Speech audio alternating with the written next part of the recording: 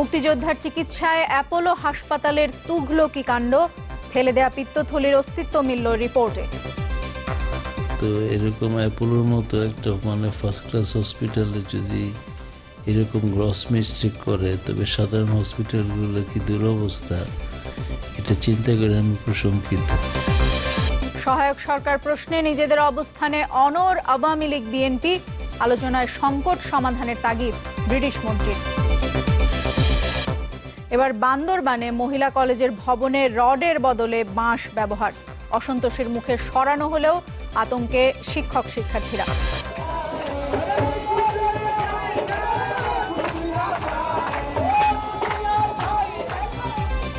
ভারতের 14তম রাষ্ট্রপতি হলেন দলিত নেতা রামনাথ কোবিন্দ। শপথ 25 জুলাই, মোদি ও শেখ হাসিনার শুভেচ্ছা।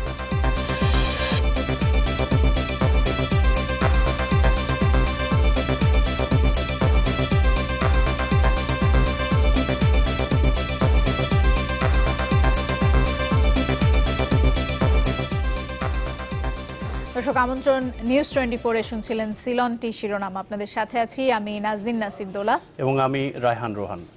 বিজলি কেবলই সঠিক মানে কেবল, ব্যবহার করুন যুগের পর যুগ বিজলি কেবল। চোটের চোটপাটে বারবার শঙ্কা জাগলেও গেল 16 বছরে দেশের ক্রিকেটে অসংখ্য সাফল্যের কারিগর তিনি। গতির ঝড় না থাকলেও নিয়ন্ত্রিত বোলিংয়ে দুর্দান্ত নড়াইল এক্সপ্রেস। ক্যারিয়ারের সায়ান্নে ফিকে হতে শুরু করেছিল 2019-এর বিশ্বকাপ, যদিও বোর্ড সভাপতির আশ্বাসে স্বস্তি ফিরেছে কিছুটা।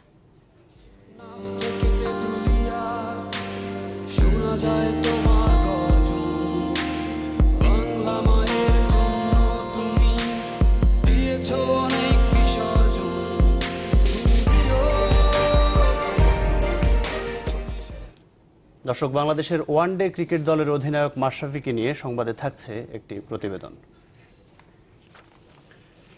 এ যেন তুঘলকি কাণ্ড। একজন মুক্তিযোদ্ধার পিত্তথলি অস্ত্রোপচারের মাধ্যমে ফেলে দেয়া হয় 2008 সালে, কিন্তু এর কয়েক বছর পর অ্যাপোলো হাসপাতালের এক মেডিকেল রিপোর্টে বলা হয়েছে তার পিত্তথলি ঠিকঠাক আছে। চ্যানেল 24-এর অনুসন্ধানে বেরিয়ে এসেছে হাসপাতালটির বেখেয়ালিপনার এমন উদাহরণ। খোদ রাজধানীতে অভিজাত হাসপাতালের এই অসতর্কতায় দেশের চিকিৎসা ব্যবস্থা নিয়ে শঙ্কা জানিয়েছেন মুক্তিযোদ্ধা জহিরুল কবির। আর র্যাবের নির্বাহী ম্যাজিস্ট্রেট বলছেন এটি দণ্ডনীয় অপরাধ। নাহিদ হোসেনের রিপোর্ট। জহিরুল কবির, বয়স 61, ভারতের দেরাদুনে প্যারা কমান্ডো প্রশিক্ষণ নেয়া মুক্তিযোদ্ধা, যিনি সম্মুখ সমরে হটিয়েছেন বহু পাক সেনা, অবদান রেখেছেন লাল সবুজের পতাকা প্রতিষ্ঠায়। 2008 সালে পিত্তথলি বা গল ব্লাডারের সমস্যা নিয়ে চিকিৎসকের কাছে গেলে ধরা পড়ে বড় আকারের পাথর। 2008 সালে গল ব্লাডার জাপান ফ্রেন্ডশিপ বাংলাদেশে, ওখানে অপারেশন করা হয়। গল ব্লাডার অপারেশন করলে সাধারণত পিত্তথলি ফেলে দিতে হয়। তার পরবর্তী পর্যায়ে বিভিন্ন সময় করা হয়েছে, করার পর দেখা গেছে যে গল ব্লাডার নাই, কারণ অপারেটেড আসে লেখা। আরও অনেক শারীরিক সমস্যা নিয়ে চিকিৎসা চলতে থাকে তার। 2013 সালে পপুলার ডায়াগনস্টিক সেন্টারের একটি আল্ট্রাসাউন্ড হোল অ্যাবডোমেন রিপোর্টে দেখা যায় gall bladder is not visualized history of cholecystectomy, অর্থাৎ তার গল ব্লাডার নেই। অন্য একটি সমস্যা নিয়ে এই মুক্তিযোদ্ধা শরণাপন্ন হন দেশের অন্যতম খরুচে হাসপাতাল অ্যাপোলোতে। গত জানুয়ারিতে ডাক্তার জুলফিকার হায়দারের পরামর্শে করেন আল্ট্রাসাউন্ড, কিন্তু রিপোর্ট দেখেই তো চক্ষু চরক গাছ। এও কি সম্ভব? অ্যাপোলো হাসপাতালের রেডিওলজি স্পেশালিস্ট ডাক্তার সৈয়দ খালিকুজ্জামানের সই করা রিপোর্টে বলা হয় gall bladder is normal in size with no evidence of calculus, wall thickness is normal, no pericholecystic fluid is found. কিন্তু যার গল ব্লাডারই নেই তার সবকিছু নর্মাল হয় কিভাবে? শতভাগ নিশ্চিত হতেই চ্যানেল 24 এই মুক্তিযোদ্ধাকে নিয়ে যায় institute of nuclear medicine and allied সায়েন্সে। সেখানকার রিপোর্টেও স্পষ্ট করে বলা হয়েছে gall bladder is not seen, অর্থাৎ তার পিত্তথলি নেই তা নিশ্চিত। যে হাসপাতালে লাখ টাকার খেলায় মেলে চিকিৎসা, সেখানকার রিপোর্টের এমন দশায় মুক্তিযোদ্ধা জহিরুল কবির মর্মাহত তো বটেই, শঙ্কিত দেশের চিকিৎসা ব্যবস্থার হাল নিয়ে। তো এরকম অ্যাপোলোর মতো একটা ফার্স্ট ক্লাস হসপিটালে যদি এরকম গ্রস মিস্টেক করে, তবে সাধারণ হসপিটালগুলো কি দুরবস্থা, এটা চিন্তা করে আমি খুব শঙ্কিত। যুদ্ধ দেশের জন্য করে তো উইন করছি, নিজের সঙ্গে যুদ্ধ করে পারছি না। র্যাপিড অ্যাকশন ব্যাটালিয়নের নির্বাহী ম্যাজিস্ট্রেট সারওয়ার আলম, যিনি দেশের বিভিন্ন জায়গায় ডায়াগনস্টিক সেন্টার ও হাসপাতালে নিয়মিত অভিযান পরিচালনা করেন, তিনি বলছেন এটি সুস্পষ্টভাবে দণ্ডনীয় অপরাধ। যিনি আসলে এই টেস্টটি করেছেন তিনি আসলে এই টেস্টটি করতে জানেন না বলে আমাদের কাছে মনে হয়েছে, কিন্তু যে অর্গানটি নেই সেই অর্গানটিকে যখন বলা হচ্ছে যে এটি স্বাভাবিক রয়েছে, তখন কিন্তু আসলে এই সমস্ত প্রতিষ্ঠানের রিপোর্ট নিয়েই কিন্তু আমাদের সন্দেহ জাগে বা এদের অথেন্টিসিটি নিয়েই কিন্তু সন্দেহ জাগে যে আসলে কতগুলি টেস্ট তারা করে দিচ্ছে, কতগুলি টেস্ট তারা না করে দিচ্ছে, এবং এটি নিশ্চয়ই একটি দণ্ডনীয় অপরাধ। এ বিষয়ে জানতে যোগাযোগ করা হয় অ্যাপোলো হাসপাতাল কর্তৃপক্ষের সাথে। তো এটা কমিটিতে পাঠানো হচ্ছে, ওরা রিভিউ করে আপনাকে জানাবে, দায়িত্ব দেওয়া হয়েছে। ওখানকার যে ডিপার্টমেন্টাল হেড আছে, আচ্ছা, আমাদের যে বিডি, ও বিডি থেকে যোগাযোগ করবে আপনাদের। তবে এরপর বেশ কয়েকবার যোগাযোগ করা হলেও কোনো মন্তব্য পাওয়া যায়নি। নাহিদ হোসেন, চ্যানেল 24, ঢাকা। এদিকে চাঁপাইনবাবগঞ্জের নাচলে ভুল চিকিৎসায় নাহিদা খাতুন নামে এক কিশোরীর মৃত্যুর অভিযোগে ভুয়া চিকিৎসককে গ্রেপ্তার করেছে পুলিশ। পুলিশ জানিয়েছে যে গতকাল নাচলের জাহিদপুর গ্রামের স্কুল ছাত্রী নাহিদা পেটে ব্যথা নিয়ে জননী ক্লিনিকে ভর্তি হন। এ সময় নিজেকে ডাক্তার পরিচয় দিয়ে নাহিদার অস্ত্রোপচার করেন মাহফুজুর রহমান। এতে নাহিদার অবস্থার অবনতি হতে থাকে। আশঙ্কাজনক অবস্থায় প্রথমে তাকে নাচল উপজেলা স্বাস্থ্য কমপ্লেক্স ও পরে রাজশাহী মেডিকেল কলেজ হাসপাতালে নেওয়া হলেও বাঁচানো যায়নি। এ ঘটনায় রাতে ওই ক্লিনিক ঘেরাও করে রাখে নাহিদার স্বজনরা। পরে পুলিশ গিয়ে ভুয়া ডাক্তার মাহফুজুরকে আটক করে। আগামী নির্বাচন ঘিরে সহায়ক সরকার বিষয়ে পক্ষে বিপক্ষে অনড় অবস্থানে আওয়ামী লীগ, বিএনপি। লন্ডনে বড় দুই দলকে নিয়ে আয়োজিত এক অনুষ্ঠানে বিএনপির স্থায়ী কমিটির সদস্য আমির খসরু মাহমুদ চৌধুরী বলেন, সহায়ক সরকারের অধীনেই নির্বাচন দিতে হবে। কিন্তু এই দাবি নাকচ করে দেন প্রধানমন্ত্রীর অর্থ উপদেষ্টা মশিউর রহমান। যদিও আলোচনার মাধ্যমে সংকট সমাধানের তাগিদ দিলেন ব্রিটেনের এশিয়া বিষয়ক মন্ত্রী মার্ক ফিল্ড। লন্ডন থেকে আশিক মাহমুদের রিপোর্ট। একই টেবিলে আওয়ামী লীগ, বিএনপির নেতারা। বিরল দৃশ্যের দেখা মিলল লন্ডনে। হাউস অব লর্ডসের বাংলাদেশ বিষয়ক সেমিনারে অংশ না নিলেও ব্রিটিশ মন্ত্রী মার্ক ফিল্ডকে মাঝখানে রেখে বিএনপির সাথে একই টেবিলেই বসেছিলেন আওয়ামী লীগ নেতারা। ব্রিটেনের ক্ষমতাসীন কনজারভেটিভ পার্টির ফ্রেন্ডস অব বাংলাদেশ গ্রুপের আয়োজনে মধ্যাহ্নভোজে উঠে আসে বাংলাদেশের জাতীয় নির্বাচন প্রসঙ্গ। এই সময় আগামী নির্বাচন নিরপেক্ষ হবে কিনা তা নিয়ে শঙ্কা প্রকাশ করেন বিএনপির স্থায়ী কমিটির সদস্য আমির খসরু মাহমুদ। আবারও দাবি জানান সহায়ক সরকারের অধীনে নির্বাচনের। ক্ষমতা দখলকে আপনি দেওয়ার জন্য, ক্রেডিবিলিটি দেওয়ার জন্য নির্বাচন, সেটা তো নির্বাচন হতে পারে না। নির্বাচনটা তো হতে হবে সংবিধান জনগণের জন্য, জনগণ সংবিধানের জন্য নয়। সংশোধনের প্রয়োজনীয়তা দেখা দেয়, সেটা প্রয়োজনীয়তা সংশোধন পরিবর্তন করতে হবে, একবার নয়, দরকার হলে বারবার করতে হবে। তবে তা নাকচ করে দেন প্রধানমন্ত্রীর অর্থ উপদেষ্টা ডক্টর মশিউর রহমান। বিএনপিকে প্রধান দুই দলের একটি ভাবতেই নারাজ তিনি। তারা লার্জেস্ট পার্টি না, কোনো দলের নেগেটিভ ভেটো দেওয়ার ক্ষমতা, যে আমি রাজনীতিতে না গেলে, আমি নির্বাচনে না গেলে ওই নির্বাচনের কোনো অর্থ নাই। এটা নেগেটিভ ভেটো। নেগেটিভ ভেটো গণতন্ত্রের অংশ নয়, নেগেটিভ ভেটো গণতন্ত্রের ধ্বংসের একটা পথ। সংকট সমাধানে সংলাপের উপর জোর দিলেন ব্রিটেনের এশিয়া বিষয়ক মন্ত্রী মার্ক ফিল্ড। তার মতে বিএনপির উচিত হয়নি গত নির্বাচন বর্জন করা, আবার সব দলের অংশগ্রহণ নিশ্চিত করতে না পারাও আওয়ামী লীগের ব্যর্থতা। আশা করি সব দল আগামী নির্বাচনে অংশ নেবে। অবাধ ও সুষ্ঠু নির্বাচন অনুষ্ঠানের মধ্য দিয়ে বর্তমান সরকার তাদের গ্রহণযোগ্যতা দেখাবে। সংসদে জনগণের প্রতিনিধি থাকতে হবে। বাংলাদেশ যেভাবে অর্থনৈতিক ও সামাজিক উন্নয়নের দিকে যাচ্ছে তা স্থায়ী করতে টেকসই গণতন্ত্রের কোনো বিকল্প নেই বলেও মনে করেন ব্রিটিশ এই মন্ত্রী। Ashiq Mahmud, channel 24, London. Bangladesh network for NCD control and প্রিভেনশনের প্রতিনিধি দল প্রধানমন্ত্রী শেখ হাসিনার সাথে সৌজন্য সাক্ষাৎ করেছেন। সকালে প্রধানমন্ত্রীর সাক্ষাৎ সাক্ষাৎ হয়। এ সময় অসংক্রামক ব্যাধি নিয়ন্ত্রণ ও প্রতিরোধ সহ বিভিন্ন বিষয়ে আলোচনা করেন তারা। এর আগে একনেকে অনুমোদিত সরকারি মাধ্যমিক বিদ্যালয়ের উন্নয়ন এবং সরকারি কলেজে বিজ্ঞান শিক্ষার সুযোগ সম্প্রসারণ বিষয়ক প্রকল্পের সংশোধিত নকশা উপস্থাপন করা হয়। পরে প্রস্তাবিত শেরেবাংলা বালিকা উচ্চ বিদ্যালয় কলেজ এবং শেখ রাসেল উচ্চ বিদ্যালয় গোপালগঞ্জ শীর্ষক প্রকল্পের নকশা উপস্থাপন করা হয়।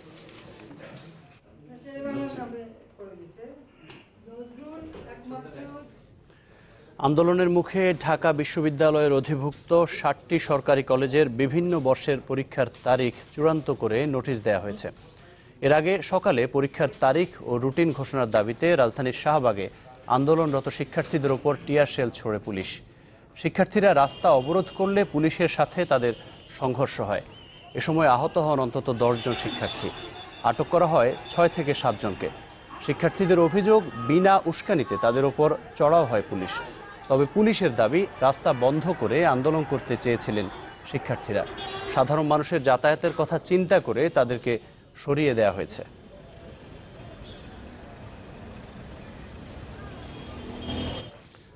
সরকারি নির্মাণ কাজে আবারও রডের বদলে বাঁশ।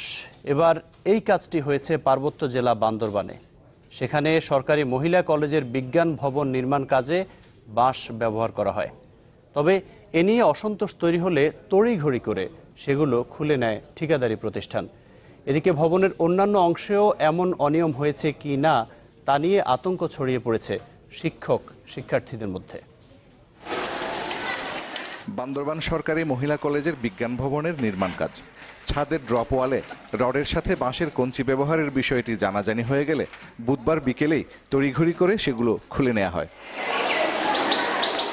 ভবনের ছাদসহ অন্যান্য অংশে এরকম অনিয়মের আশ্রয় নেওয়া হয়েছে কিনা তা নিয়ে শিক্ষার্থীদের মাঝে ছড়িয়ে পড়েছে আতঙ্ক। ভূমিকম্প হোক আর যাই হোক, হঠাৎ করে যদি কোনো কারণবশত কোনো ধাক্কা লাগে তখন তো পড়ে যেতেই পারে।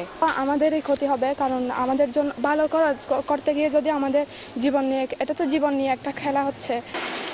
শ্রমিকরা বলছে পরিমাণ মতো রড দিয়েই বাড়তি সুবিধার জন্য বাঁশ ব্যবহার করা হয়েছে। শিক্ষকরা জানালেন তাদের আপত্তির মুখে খুলে নেওয়া হয়েছে বাঁশের কঞ্চিগুলো। তখন তাকে ধমক দিয়ে বলা হলো এবং সে কেন কার ইঞ্জিনে কেন করছে এভাবে যখন আমরা ধরলাম তখন সে বলে স্যার এগুলি খুলে ফেলতেছি এবং বিকেল সন্ধ্যা নাগাদ তারা এগুলি খুলে ফেলছে। টাকানোর জন্য আমরা একটু কাইম দিচ্ছি, কাইমটা নিয়ে ওরা তর্ক বিতর্ক করতেছে অনেকটা। আমরা মনে করলাম যে এটা কেসও হবে না, এটা নিয়ে অনেকটা করতেছে, তা আমরা খুলে ফেলছি। বিষয়টি নজরে আসার সাথে সাথেই সংশ্লিষ্ট কর্তৃপক্ষকে জানানো হয়েছে বলে জানালেন কলেজের অধ্যক্ষ।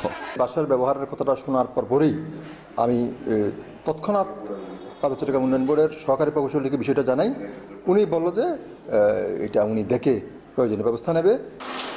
এ ব্যাপারে ঠিকাদারি প্রতিষ্ঠানের কেউ ক্যামেরার সামনে কথা বলতে রাজি হননি। তবে নির্মাণ কাজের অর্থায়নকারী পার্বত্য চট্টগ্রাম উন্নয়ন বোর্ডের এই প্রকৌশলী জানালেন বিষয়টি তারা জানতেন না। এই ব্যাপারে আসলে আমরা অবগত নই, আমার ইঞ্জিনিয়াররা এখানে ছিলেন না, এই সংশ্লিষ্ট ঠিকাদার ও জিনিসটা জানেন না। এই রডগুলো সোজা করার জন্য ভাগে ভাগে বাঁশ বাঁধছে। প্রায় 45 লাখ টাকা ব্যয়ে বান্দরবান সরকারি মহিলা কলেজের বিজ্ঞান ভবনের সম্প্রসারণ কাজটি বাস্তবায়ন করছে পার্বত্য চট্টগ্রাম উন্নয়ন বোর্ড। ফরিদুল আলম সুমন, চ্যানেল 24, বান্দরবান। টেকো নুডলস, সময়ে অসময়ে সব সময়। এবার দেশের বাইরের খবর। ভারতের 14তম রাষ্ট্রপতি নির্বাচিত হয়েছেন দলিত নেতা রামনাথ কোবিন্দ। প্রতিদ্বন্দ্বী কংগ্রেস জোটের প্রার্থী মীরা কুমারকে 2.5 লাখেরও বেশি ভোটের ব্যবধানে হারিয়েছেন তিনি। রামনাথ পেয়েছেন 4,79,585 ভোট। প্রতিপক্ষ মীরা পান 2,04,594 ভোট। এর মধ্য দিয়ে প্রথমবারের মতো নিজ দলীয় একজন রাষ্ট্রপতি পেল বিজেপি। রামনাথকে অভিনন্দন জানিয়েছেন দেশটির প্রধানমন্ত্রী নরেন্দ্র মোদী ও বাংলাদেশের প্রধানমন্ত্রী শেখ হাসিনা। গায়ের ছেলে ভারতের নতুন রাষ্ট্রপতি। উত্তরপ্রদেশের কানপুরবাসীর উচ্ছ্বাসটা তাই একটু বেশি। ফল ঘোষণার পরে উল্লাস চলছে পাড়াউখে। विद्यालय के छात्र के राष्ट्रपति बनने के अवसर पर पूरा विद्यालय, सारे बच्चे बहुत उत्साहित हैं। विद्यालय इस समय हर समय बिल्कुल डूबा हुआ है। ঘোষিত ফলে 4,79,585 ভোট পেয়েছেন বিজেপি জোটের প্রার্থী রামনাথ কোবিন্দ। এর মধ্য দিয়ে প্রথমবারের মতো নিজ দলীয় একজন রাষ্ট্রপতি পেল বিজেপি। এই ফল ভারতবাসীকে উৎসর্গ করেছেন 14তম রাষ্ট্রপতি। দেশ के हर क्षेत्र के ভারতবাসী আমার উপর যে আস্থা রেখেছেন এজন্য ধন্যবাদ। মীরা কুমারকেও অভিনন্দন জানাই। একদিন এপিজে আব্দুল কালাম, প্রণব মুখার্জির মতো কৃতি ব্যক্তিত্ব এই দায়িত্ব পালন করেছেন। এই গুরু দায়িত্ব পালনে সর্বোচ্চ চেষ্টা থাকবে। उम्मीदवार रही श्रीमती मीरा कुमार जी को भी धन्यवाद के साथ ही अपनी शुभकामनाएं भी देता हूं। গণতন্ত্র, গণমাধ্যম আর ন্যায় বিচার সমুন্নত রাখতে নতুন রাষ্ট্রপতির প্রতি আহ্বান জানিয়েছেন প্রতিদ্বন্দ্বী আরেক দলিত নেত্রী মীরা কুমার। নতুন রাষ্ট্রপতিকে অভিবাদন। সামাজিক ন্যায় বিচার, গণমাধ্যমের স্বাধীনতা, মত প্রকাশের স্বাধীনতা, ধর্মনিরপেক্ষতা বজায় রাখার লড়াই চালিয়ে যাবেন নতুন রাষ্ট্রপতি, এমনটাই প্রত্যাশা। ভারতের নতুন রাষ্ট্রপতির জন্ম 1945 সালে উত্তরপ্রদেশের এক কৃষক পরিবারে। কানপুর বিশ্ববিদ্যালয়ে আইন বিষয়ে স্নাতক, রামনাথের কর্মজীবন শুরু আইনজীবী হিসেবে। সুপ্রিম কোর্ট ও হাইকোর্টে টানা 16 বছর কাজ করেন। 1977 में केंद्र में जनता पार्टी আরএসএস এর ঘনিষ্ঠ এই নেতা বিজেপি দলীয় দলিত মোর্চারও প্রধান। 1994-এ উত্তরপ্রদেশের রাজ্যসভার সদস্য হন আর 2015-এ নিযুক্ত হন বিহারের রাজ্যপাল। ছিলেন ভারতের সাবেক প্রধানমন্ত্রী মোরারজি দেশাইয়ের ঘনিষ্ঠ সহযোগী। নতুন রাষ্ট্রপতিকে অভিনন্দন জানিয়েছেন প্রধানমন্ত্রী নরেন্দ্র মোদী ও পশ্চিমবঙ্গের মুখ্যমন্ত্রী মমতা বন্দ্যোপাধ্যায়। 25 জুলাই প্রণব মুখার্জির স্থলাভিষিক্ত হবেন রামনাথ কোবিন্দ। শাকিল মাহমুদ, চ্যানেল 24। অধিনায়কত্ব নয়, বাংলাদেশের প্রতিনিধিত্ব করতে পারাটাই গর্বের। চ্যানেল 24-কে একান্ত সাক্ষাৎকারে কথা জানিয়েছেন ওয়ানডে দলপতি মাশরাফি বিন মুর্তজা। যতদিন উপভোগ করছেন লাল সবুজেই থাকতে চাওয়ার ইচ্ছের কথাও জানান নড়াইল এক্সপ্রেস। ইংল্যান্ডে 2019 বিশ্বকাপে খেলার প্রত্যয় তার। এ নিয়ে সামিউল টিটু 2 পর্বের ধারাবাহিক একটি রিপোর্ট করেছেন। আজকে দেখবেন প্রথম পর্ব, ছবি তুলেছেন মুক্তার হোসেন।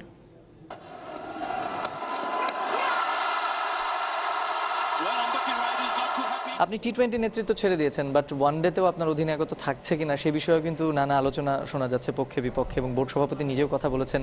এই ঘটনায় আপনি আসলে কতটা ঠিক বিচলিত?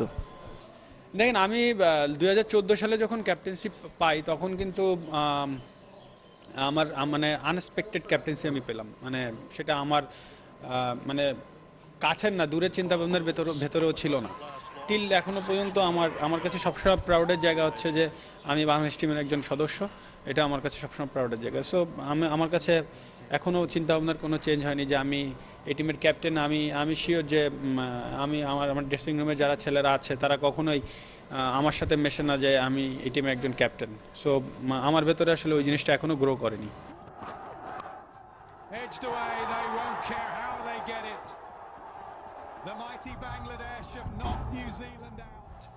মাশরাফি, অনেকেই বলছেন 2019 বিশ্বকাপে আপনার থাকা না থাকা নিয়ে আসলে আলোচনা হচ্ছে, সমালোচনা হচ্ছে।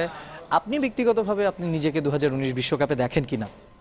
অবশ্যই, তবে এটা বললাম যে আপনি যেটা ভাবছেন সেটাই যে হবে। 2011 ওয়ার্ল্ড কাপে মানে অ্যাটলিস্ট দলের সদস্য হিসেবে আমি অবভিয়াস ছিলাম, কিন্তু দেখেন আমি আনফর্চুনেটলি খেলতে পারিনি। তো কালকে একটা ইনজুরি হতে পারে, কালকে আনফর্চুনেটলি অনেক কিছুই হতে পারে। সো ওইগুলোর গ্যারান্টি তো কখনোই নাই, বিশেষ করে স্পোর্টসে। সো ওইভাবে বলাও কঠিন যে আমি খেলতে পারবো। তবে অবশ্যই আমি যেভাবে এগোচ্ছি, আমার ফিটনেস যেভাবে আছে, আশা করি এভাবে থাকলে, আর মূল কথা যেটা, আমি যদি এনজয় করতে থাকি খেলাটাকে, তাহলে অবশ্যই। শুভকামনা রইল মাশরাফির জন্য। একটা বিরতি নিচ্ছি এবার, এরপর থাকছে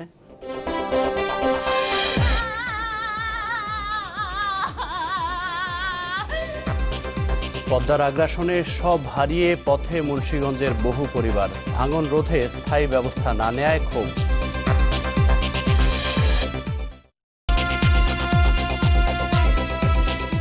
আবারও আমন্ত্রণ। আপনারা দেখছেন নিউজ 24। দেশের শিল্প ও সংস্কৃতিতে বিশেষ অবদান রাখায় 7 গুণীজন পেলেন শিল্পকলা পদক 2016। বিকেলে শিল্পকলা একাডেমির জাতীয় নাট্যশালার মূল হলে গুণীজনদের হাতে পদক তুলে দেন রাষ্ট্রপতি আব্দুল হামিদ। এবার যন্ত্রসঙ্গীতে পবিত্র মোহন দে, নৃত্যকলায় গোলাম মোস্তফা খান, চারুকলায় কালিদাস কর্মকার ও কণ্ঠসঙ্গীতে মিতা হক সহ মোট 7টি বিভাগে বিশেষ অবদান রাখায় 7 জনকে স্বর্ণপদক, সনদপত্র ও 1 লক্ষ টাকার চেক দেওয়া হয়। অনুষ্ঠানে রাষ্ট্রপতি বলেন যে মুক্তিযুদ্ধ ও প্রতিটি গণতান্ত্রিক আন্দোলনে শিল্প সংস্কৃতির ভূমিকা অপরিসীম।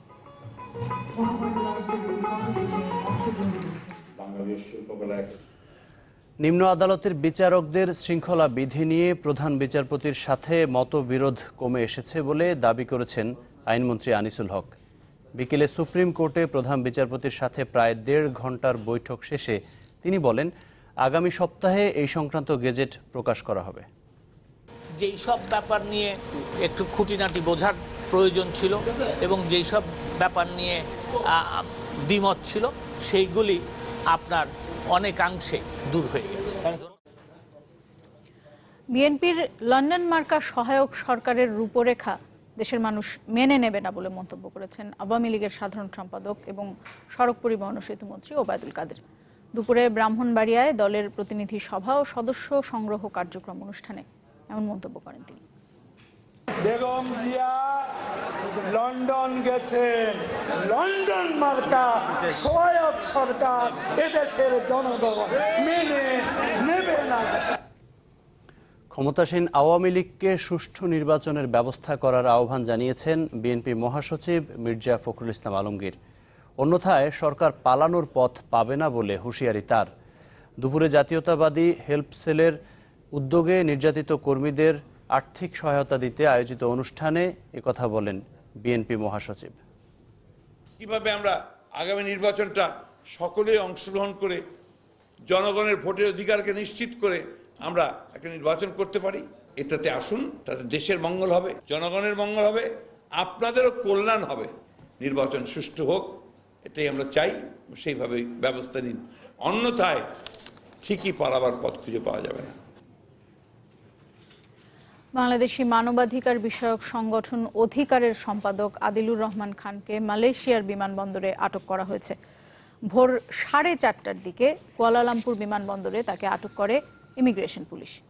আদিলুর মালয়েশিয়ায় মানবাধিকার নিয়ে একটি সেমিনারে অংশ নিতে যাচ্ছিলেন। বিমানবন্দর থেকে তাকে আটক করে সে দেশের ইমিগ্রেশন পুলিশ। দেশটির সংবাদ মাধ্যমে ফ্রি মালয়েশিয়া টুডে জানিয়েছে, শাস্তি হিসেবে মৃত্যুদণ্ড বিলুপ্ত সংক্রান্ত এক সেমিনারে অংশ নেওয়ার কথা ছিল আদিলুরের। রাজধানীর রায়ের বাজারে শিশু গৃহকর্মী নির্যাতনের ঘটনায় মামলা করেছেন নির্যাতিতার বাবা। সকালে ধানমন্ডি মডেল থানায় এই মামলা করেন তিনি। তবে গত রাতে গৃহকর্ত্রী শবনমকে আটক করেছে পুলিশ। শিশুটির বাবার অভিযোগ, ব্লেড, ধারালো ছুরি ও রুটি বানানোর বেলনা দিয়ে মেহেরুনের উপর অমানবিক নির্যাতন চালাতেন গৃহকর্ত্রী শবনম। খবর পেয়ে মেয়েকে ফেরত নিতে আসেন বাবা হাশেম। নির্যাতনের বিষয়টি জানাজানি হলে গৃহকর্ত্রীকে অবরুদ্ধ করে পুলিশে দেয় স্থানীয়রা।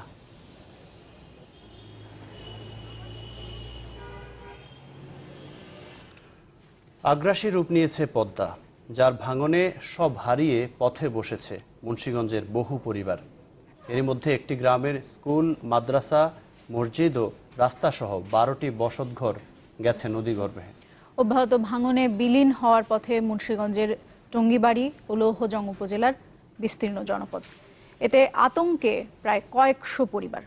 বছরের পর বছর এ অবস্থা চললেও স্থায়ী কোনো ব্যবস্থা না নেয়ায় ক্ষোভ জানিয়েছেন স্থানীয়রা। একে আজাদ মুন্নার রিপোর্ট।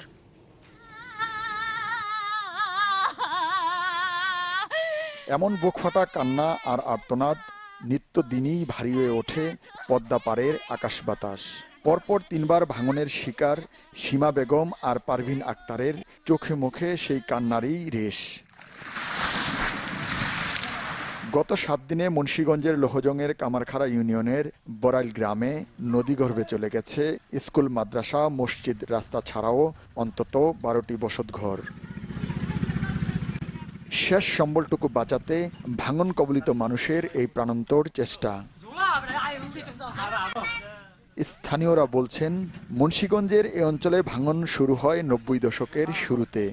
সেই থেকে প্রতি বর্ষা মৌসুমেই ভয়াল পদ্মা হানা দেয় বিস্তীর্ণ জনপদে।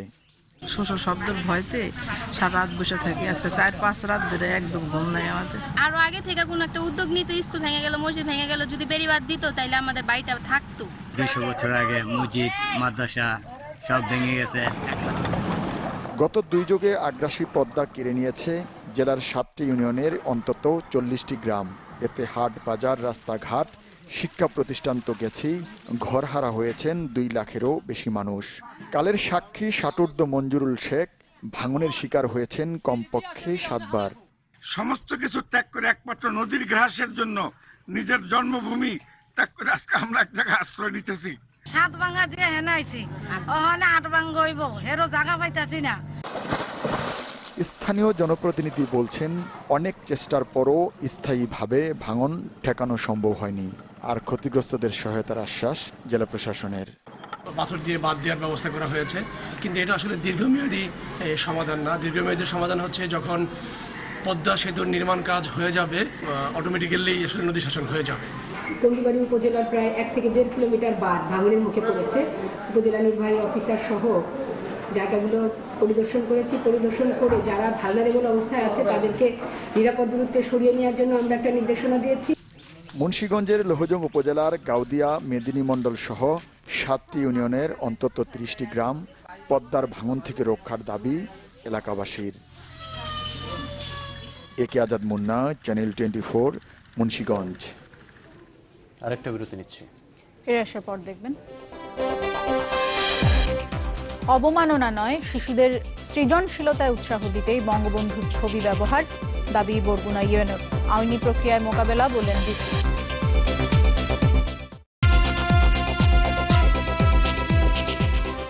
বিরতির পর আবারও ফিরলাম। আপনারা দেখছেন নিউজ 24। নওগাঁর সাপাহার উপজেলার কলমুডাঙ্গা সীমান্ত থেকে আবারও 2 বাংলাদেশি যুবককে ধরে নিয়ে গেছে বিএসএফ। স্থানীয়রা জানায়, সকালে কলমুডাঙ্গা সীমান্তের কাছে নিজ জমি দেখতে যান রুবেল হোসেন ও ফিরোজ কবির। 239 নম্বর সীমান্ত পিলারের কাছে গেলে ভারতের আদাডাঙ্গার 60 বিএসএফ সদস্যরা তাদের ধাওয়া করে, এক পর্যায়ে ধরে নিয়ে যায়।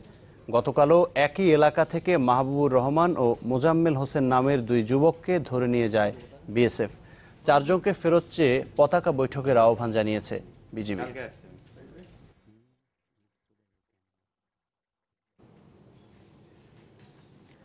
বঙ্গবন্ধুর ছবি বিকৃত করা নয়, বরং সৃজনশীল কাজে উৎসাহ দিতেই স্বাধীনতা দিবসের আমন্ত্রণপত্রে এক শিশুর আঁকা ছবি ব্যবহার করা হয়েছিল, এমন মন্তব্য করেছেন বরগুনা সদর উপজেলার নির্বাহী কর্মকর্তা কাজী তারিক সালমান।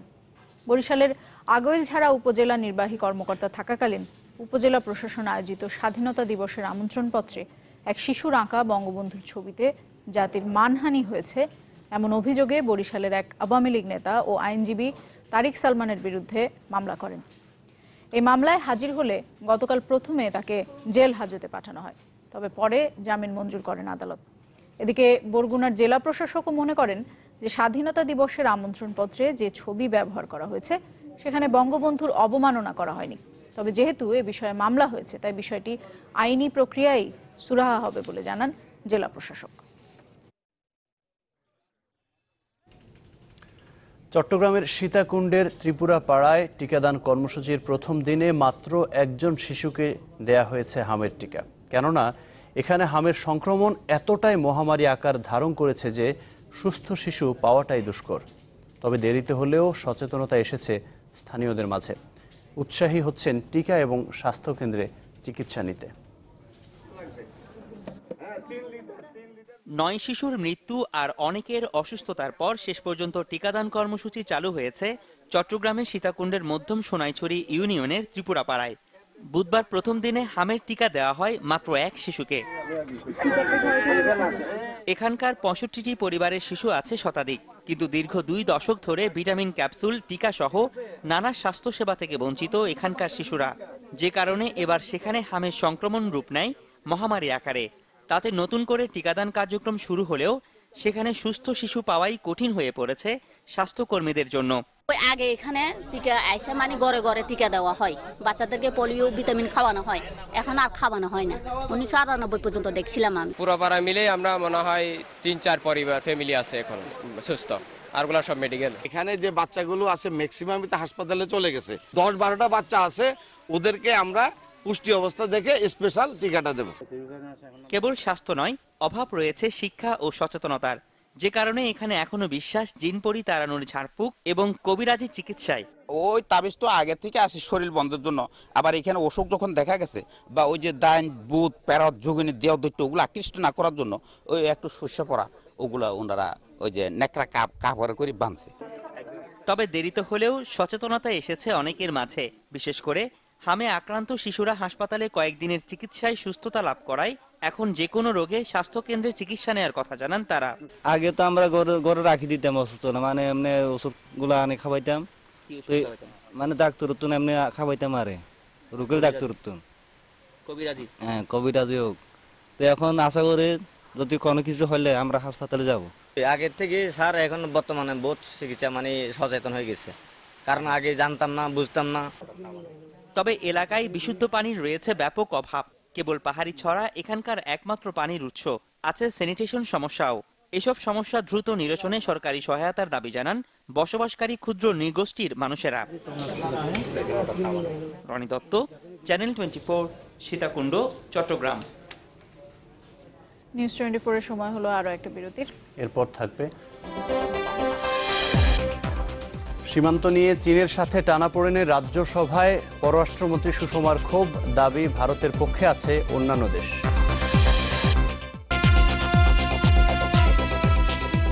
বিরতির পর আবারও ফিরলাম নিউজ 24-এ। আবারও জানাবো দেশের বাইরের খবর।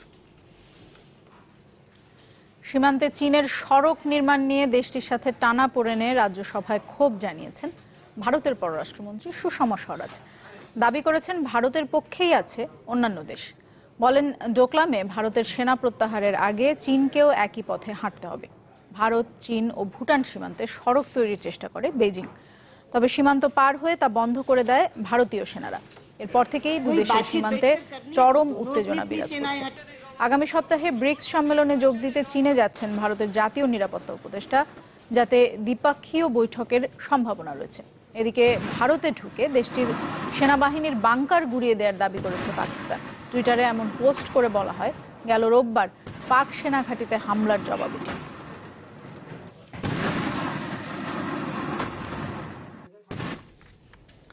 এদিকে ভারতের হিমাচল প্রদেশে বাস খাদে পড়ে প্রাণ গেছে অন্তত 28 জনের, আহত হয়েছেন আরও 12 জন। বাসটি হিমাচলের কিন্নাউর থেকে সোলান এলাকায় যাচ্ছিল। পুলিশ বলছে 40 জন যাত্রী ছিল গাড়িটিতে। স্থানীয় সময় সকাল 9:15টার দিকে খানেত্রী এলাকায় পাহাড়ি রাস্তা থেকে নিচে পড়ে যায় গাড়িটি।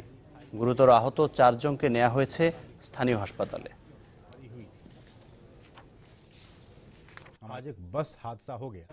আল-আকসা ইস্যুতে ফিলিস্তিনিদের ক্রোধ দিবস ঘিরে ব্যাপক সহিংসতা হয়েছে জেরুজালেম ও পশ্চিম তীরে।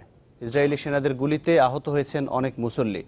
কাল ফিলিস্তিনের সব মসজিদ বন্ধ রেখে আল-আকসার গেটে জুমার নামাজের কর্মসূচি দিয়েছেন মসজিদটির ইমাম। আল-আকসায় নামাজ পড়তে বাধা এবং গেটে মেটাল ডিটেক্টর স্থাপনের প্রতিবাদে বুধবার ক্রোধ দিবস পালন করেন ফিলিস্তিনিরা। ওল্ড সিটির গেটেই সন্ধ্যায় নামাজ পড়েন কয়েক হাজার মুসল্লি। আগামীকাল ফিলিস্তিনের সব মসজিদ বন্ধ রেখে সবাইকে আল-আকসার গেটে জুমার নামাজ আদায়ের আহ্বান জানিয়েছেন গ্র্যান্ড মুফতি মোহাম্মদ হুসেইন। জেরুজালেম ও পশ্চিম তীরের সংযোগস্থল কালান্দিয়া ক্রসিংয়ে বুধবার সন্ধ্যায় ব্যাপক সহিংসতা হয় ইসরায়েলি সেনা ও ফিলিস্তিনিদের। সপ্তাহখানেক ধরেই ভয়াবহ দাবানলে পুড়ছে যুক্তরাষ্ট্রের ক্যালিফোর্নিয়া। ইয়োসেমিটি ন্যাশনাল পার্ক, মারিপোসা ও সিয়েরা নেভাডার মোট 101 বর্গ কিলোমিটার এলাকায় ছড়িয়েছে এই আগুন। ধোঁয়ার কুণ্ডলী ছড়িয়েছে 19,424 হেক্টর এলাকা জুড়ে। হুমকির মুখে স্বর্ণখনির অঞ্চল খ্যাত ইয়োসেমিটি ন্যাশনাল পার্ক। স্থানীয় গণমাধ্যম বলছে যে দাবানলে পুরোপুরি পুড়ে গেছে 29টি বাসভবন। ক্ষতিগ্রস্ত হবার ঝুঁকিতে আরও 1,500 স্থাপনা। ক্যালিফোর্নিয়ায় দমকল বাহিনী বলছে যে মারিপোসা এবং সিয়েরা নেভাদার বাসিন্দাদের ওই এলাকা ছাড়তে বলা হয়েছে। আগুনে পুড়ে গেছে মারিপোসার বিদ্যুৎ লাইন।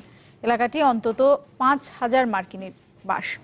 ক্যালিফোর্নিয়ার আগুন নেভাতে কাজ করছে অন্তত 2,000 দমকল কর্মী। দর্শক, শেষ করব নিউজ 24। তার আগে সিলনটি শিরোনামগুলো জানিয়ে দিচ্ছে আরো একবার।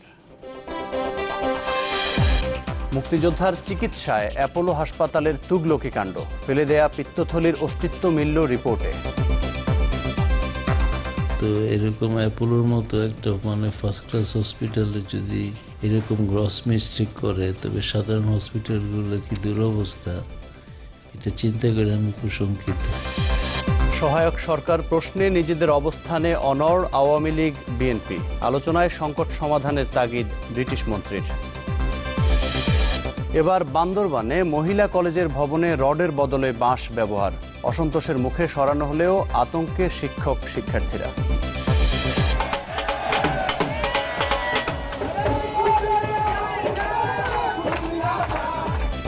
ভারতের 14তম রাষ্ট্রপতি হলেন দলিত নেতা রামনাথ কোবিন্দ। শপথ 25 জুলাই, মোদি ও শেখ হাসিনার শুভেচ্ছা। এই ছিল নিউজ 24। স্পোর্টস 24 নিয়ে অপেক্ষা করছেন কাজী সাবির। দেখার আমন্ত্রণ রইল, সাথে থাকার জন্য ধন্যবাদ।